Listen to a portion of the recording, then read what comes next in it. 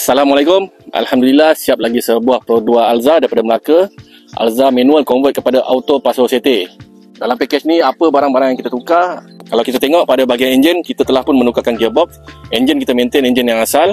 Wiring kita tukar wiring satu set daripada wiring enjin, wiring gearbox, wiring dashboard dan juga wiring lantai, semua kita pakai Paso CT punya. Sebab bahagian dalam kita masukkan sekali dengan dashboard Paso CT. Kita juga menukarkan radiator auto dan juga mounting gearbox auto. Apa yang anda tengok sekarang ni adalah dashboard Paso CT. Apabila menggunakan sistem Paso CT, kita juga menukarkan semua wiring dan juga ECU dan TCU. Jadi kat sini kita ada drawer, lepas tu ada tempat letak air, dan kat sini adalah shifting gear untuk tukar gear lah. Dan sini adalah untuk control aircon. Ini adalah foot brake, dan kat sini ada lagi satu kompartmen boleh simpan barang.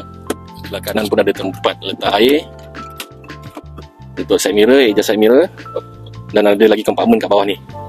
Owner masih mengekalkan door trim yang asal dan juga seat yang asal. Tapi sebenarnya kalau dia tukar door trim, dia lebih nice lah.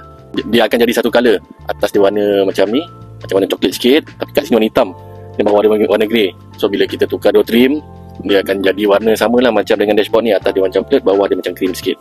Satu lagi kelebihan yang ada pada sistem Paso CT ni ialah gear dia bila kita dah pakai auto pun kita boleh buat dia jadi macam manual. Okay, just tolak pergi, contoh daripada P kita tolak pergi D, kita tarik ke kanan. So tengok dia akan jadi macam the sport mode.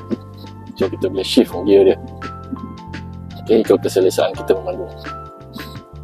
So kalau nak normal balik, tolak je ke kiri dan jalan macam biasa.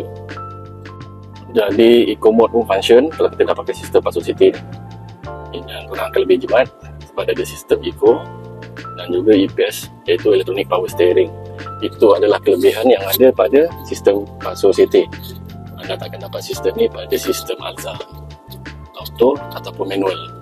Pada bahagian luaran, owner tak ada buat apa-apa. Dia mengekalkan body kit yang asal, pintu yang asal dan juga side mirror yang asal.